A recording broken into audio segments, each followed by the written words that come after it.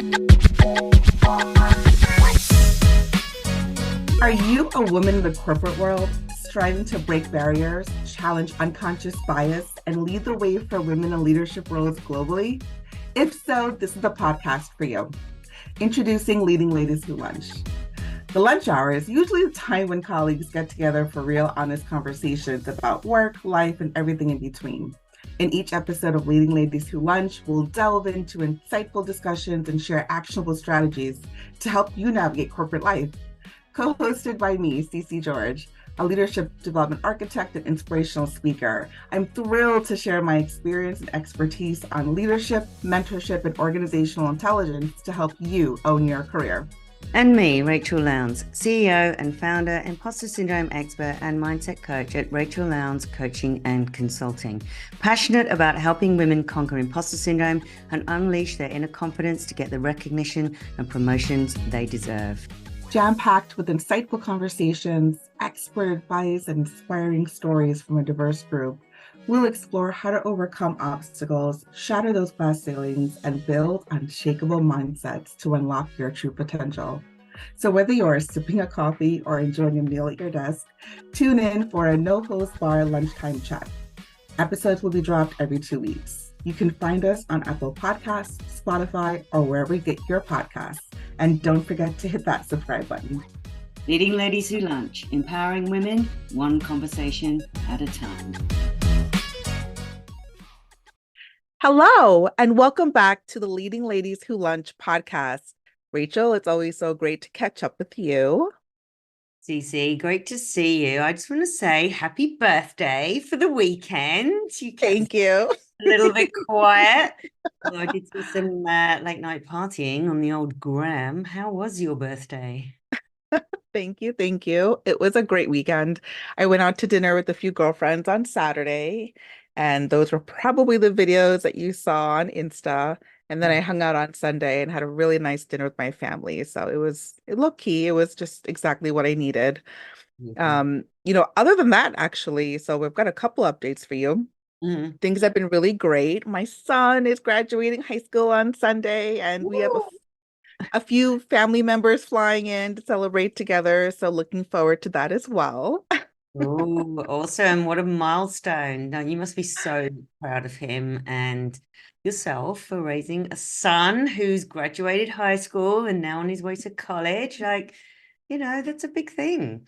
Yeah, it's a little crazy. I mean, it does make me a little nostalgic though, if I have to be honest. So in addition to just having celebrated my birthday and my son's upcoming graduation, I'm actually still on a high from the conference that I wrapped up 2 weeks ago for 50 talented directors because it truly went that well. Like I was so impressed by how seamless the experience was and all the feedback that we got really is just overwhelming. So this also is a yearly conference that we do. And by far, this year's experience was 100% better than last year's. Right.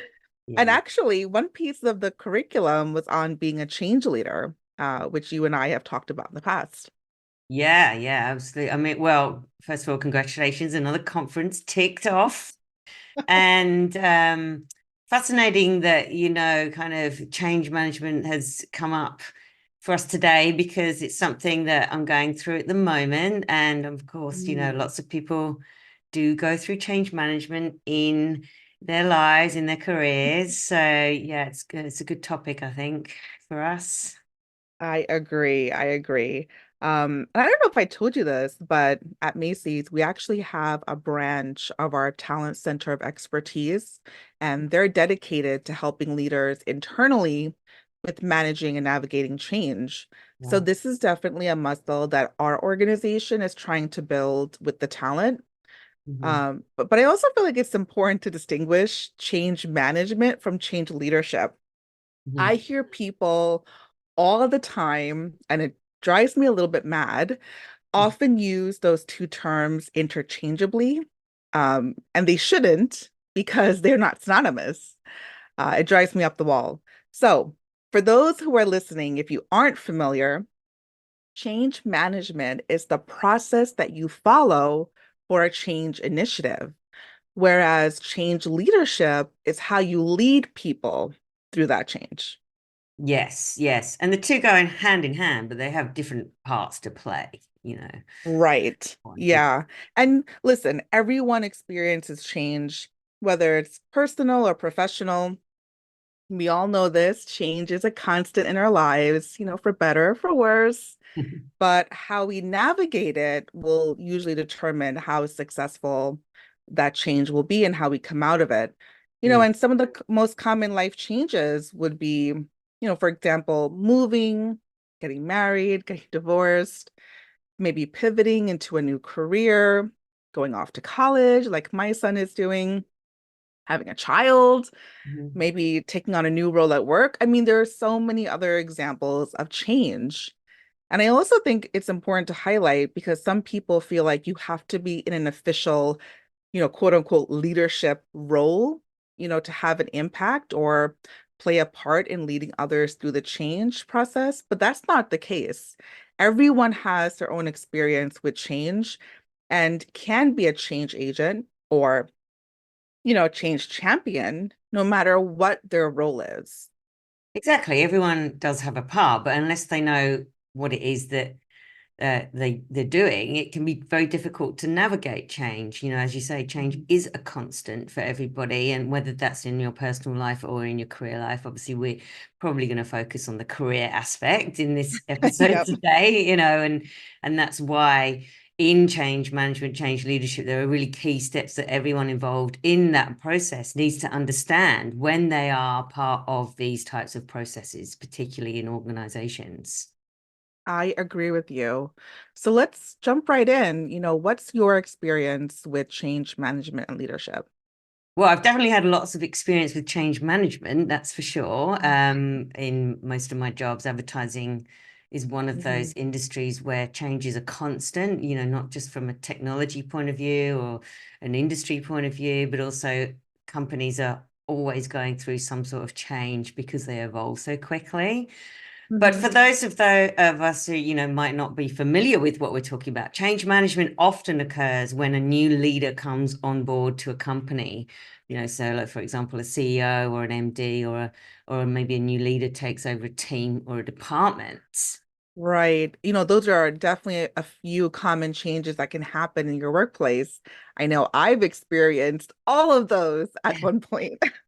Yeah, and and obviously when people do come into a new role, especially of those kind of levels, those higher levels of senior leadership, it is expected that they will want to make changes of some kind, for a couple of reasons, right? Well, number one, if you are the CEO or an MD, you are kind of charged with change as part of your job description and role. Like, so maybe that's why they've been brought into the business and they're definitely expected to do that. So, especially if the company is, maybe failing in some way or it needs new innovative thinking or initiatives to turn it around and make it into an industry leading brand, for example. Right. Number two, that may be their speciality, so they might be known for that in industry wide, and it's likely a restructure is going to be coming. So think of some big names in business who do radical things. And Mhm. thirdly, if they might be put in charge of a team or department, and they can see opportunities for efficiencies or increased productivity. So that might be their remit. Um, so it's worth noting that everyone as well when they go into a job wants some sort of legacy of some kind, so everyone leads or manages as well in their own unique way, so it's important to understand that. Absolutely. Just like every leader is unique, the way they manage and lead change will also be unique. Yeah, and change management comes in big or small forms. What really matters is how it's handled, mostly around creating and implementing workflow processes. Mhm. Interesting. So, I know you've been responsible for this in the past. Tell me about how you did that. Yes, yeah, I have actually been responsible for some pretty big change management processes and implementing workflow processes in the agencies that I've been in. So the biggest one was for McCann, Sydney, and Melbourne offices. So Mhm. I worked at McCann a few years ago, and I did a really good job of putting in an efficient and easy to follow process that worked really well in the Sydney office. And then I was asked to do the same in the Melbourne office, right? Now, so the two offices did have cross-functional teams and shared resources, but each office had very different types of clients, and I had to adapt the process to match each office their needs, as well as the needs of the people who need to run those processes. And I've got to say, I really didn't know what I was doing. I mean, I was absolutely terrified that I was going to mess this up and, get found out as a fraud. My imposter syndrome was rampant at this point. Ah, imposter syndrome rearing its ugly head. Beware. Yep, yep, yep. But purely by accident, I created a strategic process of researching, fact finding, and auditing, and then distilling like the information I received during that process to kind of into key themes, which I then created solutions around and a 4-stage implementation rollout plan. I didn't really, no one told me how to do that. I just did that. And, once yeah, I know, mad. Once I Wow. did that, I had, and then successfully trained everyone through that process and go through that kind of adoption and adaptation phase and then we made tweaks where necessary, set up all the documents and the governance, and then after I'd done all of that, thankfully, I got to interview and train a resource manager who could then manage it.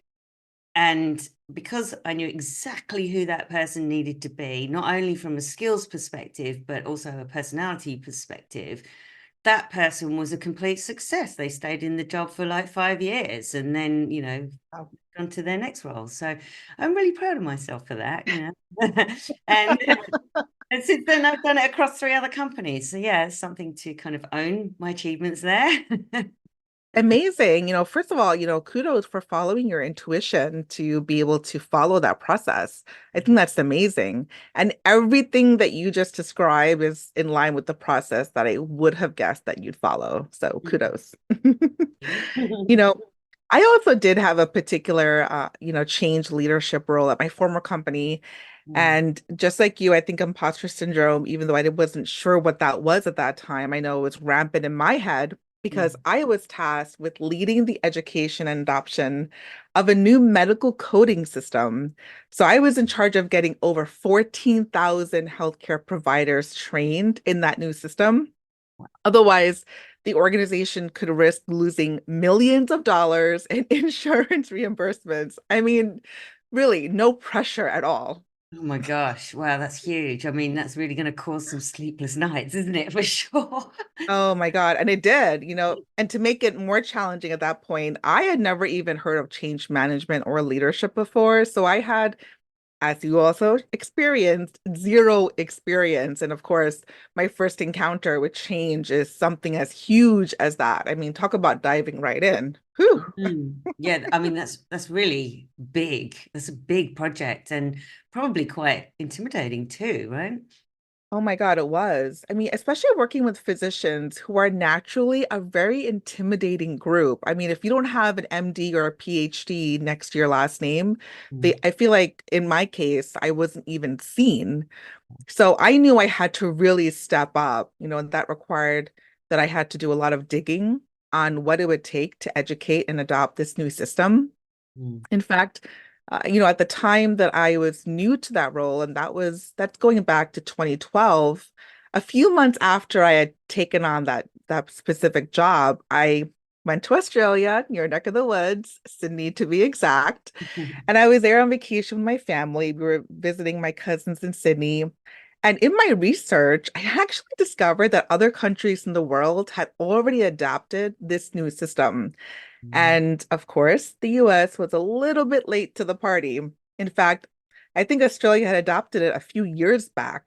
Wow. So my cousin who I was staying with, She's a nurse at a local major hospital. And I just asked if she can put me in touch with the physician leadership so I can have a conversation about how their education and adoption went. And she put me in touch with someone on their physician leadership team who told me the adoption really depends on Mm, getting physician leaders at the hospital engaged.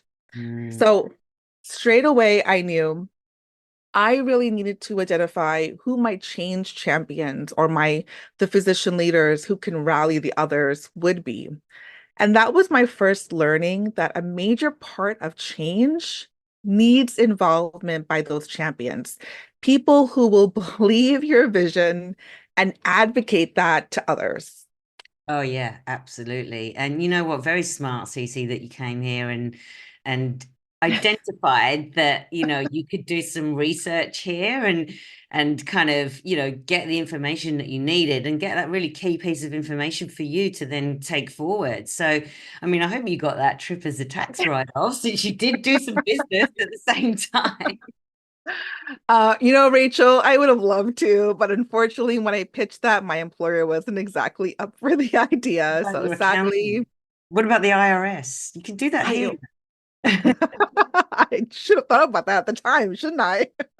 Yes. But seriously, that's why we need to educate people on what this is. Like Mm, I said, I didn't have a clue on how to lead through such a major, and I mean, not just organizational change, but this was a national change happening. So I couldn't even speak to other US healthcare systems because nobody had done it.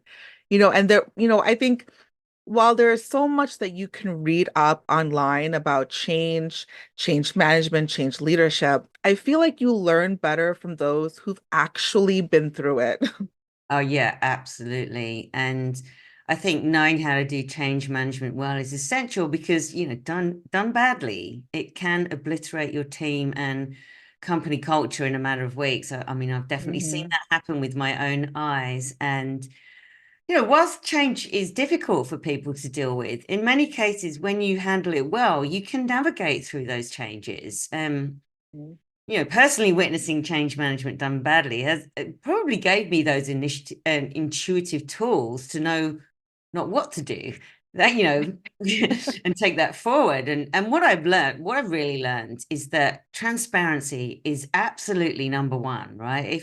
If people don't know what you are doing or why, then how can they possibly be on board or understand what you are trying to do, right? Mhm. You make it very difficult for people to embrace that change and your desires if you don't communicate what the change is or why it's happening and what it means to people, how it's going to benefit them, and how they can be involved. I think that's just so important to really reiterate. Absolutely. That's right. Transparency is number one.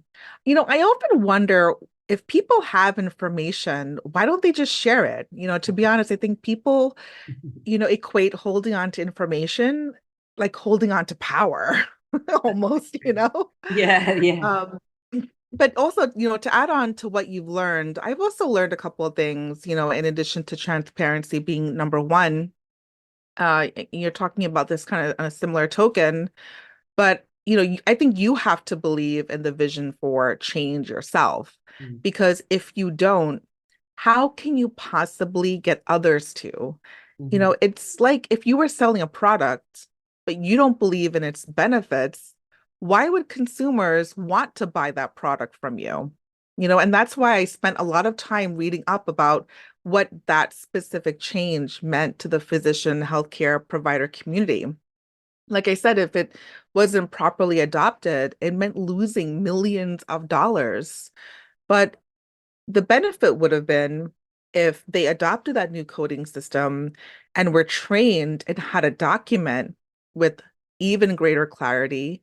That means the treatment and the medical care that's being provided, especially in the handoff process, would be that much better. So basically, to put it simple, if they adopted this training, this coding system, the physician notes would look better, be more detailed, making the treatment and care much more effective. Yeah, so I mean, what you're talking about there is you were being handed down like something that needed like a change that had come from the top, and like then you're charged with making that change happen. And if you don't believe in that change, then it's really difficult for you to then, get other people to adopt that change process. So yeah, that's super, that's a very interesting point you've made there, and clarity on that for you to understand what that meant is Right. absolutely the heart of that change management success and change leadership process. So yeah, that's a really good point. Exactly. And again, this is where I think hopefully this is coming across clear, but differentiating change management from change leadership, because change leadership, again, is that people side of change. Mm. We have to understand what the change means for people on the receiving end. Mm. With that experience, I had to learn and understand how would this new medical coding system impact the lives of healthcare providers? Meaning, what would it do and how will it impact their workflow? Yeah, 100%. Like I feel a lot of people who lead change forget about this element, like what is in it for me, Right, right. WIIFM radio.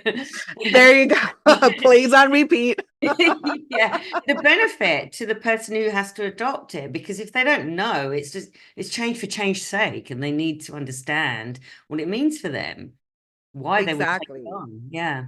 Exactly. And I think to your point, I think people forget about that element is because a Mm. lot of people, are just focused on the execution of the change. They're Yeah. not they're not remembering or realizing, we really have to think about the people who are going to be impacted by that change. Mm. Mhm. So I honestly, I made appointments with as many physicians and other healthcare providers as I could. Wow. Some of those meetings were, gosh darn, early in the morning. Wow. Some were really late in the evening. Some actually happened as they were walking between meetings, or in some cases, OR rooms. I mean, Right. seriously, it was whenever they had time to fit me in. Yeah. And I did that because, again, I needed to understand what their life is like, their workflow, their process, and then see how they would have to adjust things like their schedules and priorities to fit in the time to be trained, but also to factor in the extra time they would need to make sure, again, their notes were detailed enough. So thinking about adding that part into the workflow. And that was how I understood how change affects people by talking to them and understanding what their life and day looks like. And also showing them, dude, I'm on your side. I get it. You're dealing with a lot, so I can empathize. Yeah, you really do need to get to know your people in the change process. I mean, when I first did that big kind of management across the two offices, the very first thing I did was literally have one-to-ones with everybody. And, I structured it because otherwise it can be a bit of a moan session, whinge session, right? Oh, You don't want yep. that. So A bitch session. yeah, you've got to kind of structure the meeting so that you've got key questions to get the information that you want. But what I found, because I took a lot of notes and, I talked to people at length when I needed to. Some people don't want to talk, like there's also the people who Right. keep information to themselves. But what you do get is like really key core things, which kind of then you go, right, well, these are the key problems. Here's what we need to resolve and how we resolve it, because this is going to answer everyone's issues. Mhm. Ultimately, I think with you, with what you were doing, like obviously you had to put something in place, and therefore you needed to understand what they're currently doing so that you could match what that coding system would then solve for them specifically. Exactly. And it's really important to build those relationships, because those people are the ones who are affected, as you say, right? So create those relationships, find your change champions and early adopters, and also give them specific roles and a reason. Because if you've got people who are like, yeah, I'm open to this, then make them kind of part of that process. Give them Right. something to be really proud of, like that they did that, because when they have a role, and they understand the change, they experience, they kind of don't experience frustration or those fears around what that change is, which if people do have frustration and fear about change and they don't understand it, then they can get defensive and they're more likely to oppose the change in whatever way they can. Right, right. And then exactly, it makes sense why people would get frustrated and worry about the change that is coming. Again, it's all about the people. Yeah. Interestingly enough, when I was in grad school, I took a course on change leadership, Right. and there was a model that we learned. It's called David Rock's SCARF, SCARF model. Right. And this is again focused on how people experience change. So it literally was an acronym that stood for status, certainty, autonomy, relatedness, and fairness. And again, it talks about how people experience change and Yeah. how comfortable and secure they feel in those, social situations. So we'll include a more detailed description about SCARF in the description box for this episode, but it's definitely something to keep in mind, especially as you're leading change, to understand how people are going through the waves of change and really have that experience. Right. I've never heard of that modeling before. I have to look it up. But the steps I like to follow are, what I think I've talked about in this episode is research, audit, distill, planning, implementation, and training, which comes out as rad pit, but that doesn't really roll off the tongue very well, does it? No, It. it almost sounds like it's a Like punchline to something else. Brad Pitt. I thought actually you were saying Brad Pitt. I'm like, yeah. But another thing I learned was that, and this was also really key because I think this was my life every day for 3 years. So because there was so much of myself being poured into it, I was so even emotionally attached to it. So being flexible is the way to go. And again, we know that change is hard, but because it's constant, you really do have to be flexible and agile to roll with whatever challenges or punches you get thrown. So I mentioned I took that role in 2012, and this new coding system was supposed to go live in the US a year later. So everything I had worked during 2012 and 2/3 of 2013 was in preparation for that go live date. Surprisingly, our government's leaders really didn't feel that as a nation we were prepared to go through that change. And after two congressionally legislated delays, it finally went live on October 1st, 2015, 3 years later. So I had to go through this change process, this change initiative being delayed twice. So can you imagine, you have one set of plans with very specific deliverables and timelines, only to have your plans stopped. You have to rework it, come up with new deliverables, well, not new deliverables, but new timelines to have that then stopped and then redo it again. I mean, I can't say it enough, but being agile to roll with those punches was really key. So I mean, you could imagine just from hearing this, how I felt, working so hard to lead this change initiative, to have it delayed twice, so having those backup plans to keep the work moving forward is really, again, flexibility, flexibility, flexibility. Yeah, I mean, that must have been quite frustrating to have the project stop twice. Yeah.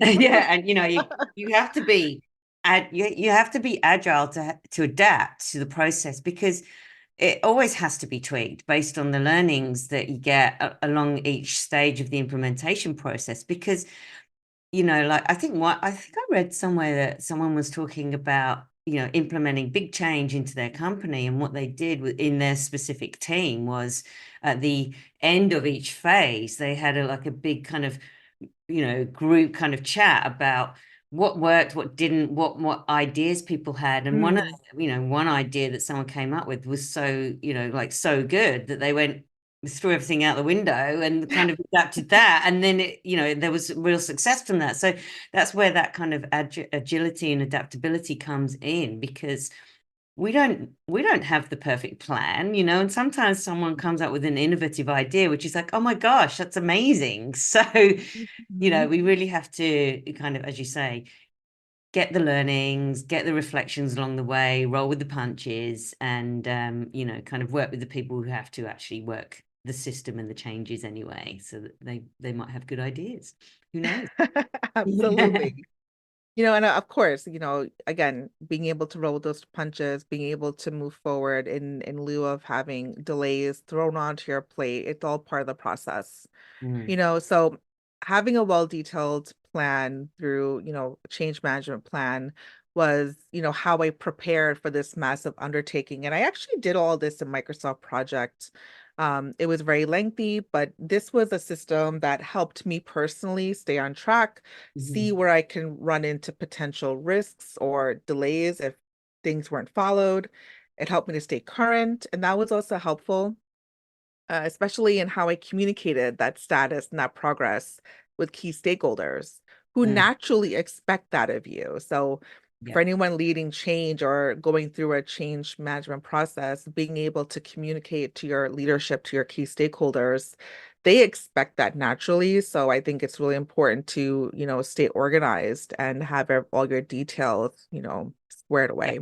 No, I mean, that's the transparency, isn't it? It's like you've got to be able to Oh, communicate yeah. and be transparent, and you got to project manage it, and you've got to risk assess it, and you've got to be risk Mhm. averse, and you have to predict what the risks might be before they happen, because otherwise you're kind of solving problems rather than looking for solutions before they happen. And you can see it. A good project manager knows where the risks are going to come up, because that's your Mhm. job. So you need a project man with your plan, sorry, with your key phases, and know who your people are, what your resources are, what the costs and timing are. And if you do know that, and then something happens down the line that's going to affect the future plan, you're already risk aversing the situation. So Right. yeah, super Yeah, important. definitely. All right. So we've spent a lot of time talking about both of our experiences with change management and leading and going through change. But now let's talk about some of the things that you would need as you're preparing to lead change or go through change yourself. So I'll start with a couple of these. When you're preparing to lead change, like I had done, spend time doing research on what that change means for you, your team, and your organization. And also the readiness for that change. Are you ready to handle that change? Really become familiar with it because you'll have to advocate that to others. Mm. Um, I think you also have to clearly communicate, as we've said before, the vision for that change. For people to buy in, that vision has to be compelling and inspirational. As you're hearing, change is something that you cannot do alone. You need to build buy-in and commitment from key stakeholders and identify those change champions, the people who will advocate on your behalf. So enlist them to spread that word. And of course, there will be resistance. So you have to be prepared to navigate through that, which is why, being agile and flexible through evolving change challenges, whether it's a national delay as I had experienced, or any kind of internal organizational challenges that arise, Mhm, mhm. whatever you're dealing with, you do have to be flexible to be able to manage and navigate through that. Yeah. So, as we've mentioned a few times, clarity and transparency is where it all starts. If people don't know what you are doing and why, it creates fear, doubt, and confusion, which is going to affect your overall staff morale and your team and even the whole company culture. And if you have confused and frustrated staff, you can bet most of your staff will start leaving, and that's very costly to the business. Well, we So, definitely don't want that. yeah, so Right. prepare to lead the change, clearly communicate it. Change is something you can't do alone, so you need to get your champions, and remember that there's going to be resistance, so you need to navigate through that. Hmm. Well Mm. said. Well, wherever you are in your career journey, our hope is that you can take away these insights from today's episode.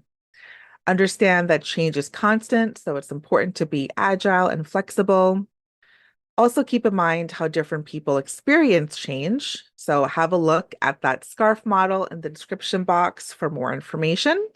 And leading organizational change is a massive undertaking. So, having a well structured change management plan is key. Yeah, couldn't agree more. And be human about it. Remember, these are people and they have feelings and families and all sorts of things going on in their lives. So we have to be kind in the Yes, change process. and give grace. Yeah. And with that, thank you so much for listening to this episode of the Leading Ladies Who Lunch podcast.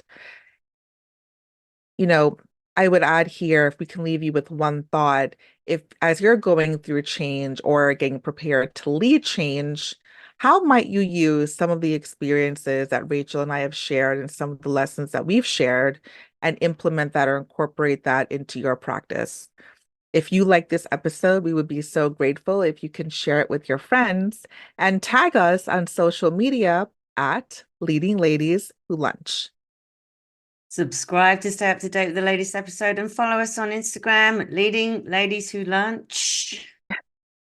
Stay tuned for another great episode in 2 weeks. Until then, stay sassy. Thank you for joining us on the empowering journey at the Leading Ladies Who Lunch podcast. We hope you've enjoyed our insightful discussions, actionable strategies, and inspiring stories that we break down during each episode. If you haven't already, make sure you subscribe to Leading Ladies Who Lunch on Apple Podcasts, Spotify, or your favorite podcast platform so you never miss an episode. And remember, the conversations you've heard on this podcast are just the beginning of your journey. Let your voice be heard, inspire change, and continue breaking barriers as you lead with authenticity, resilience, and unwavering determination. Until next time, keep embracing your leadership potential, challenging the norms, and shaping a better world for women in the workplace. Leading Ladies Who Lunch, empowering women, changing lives.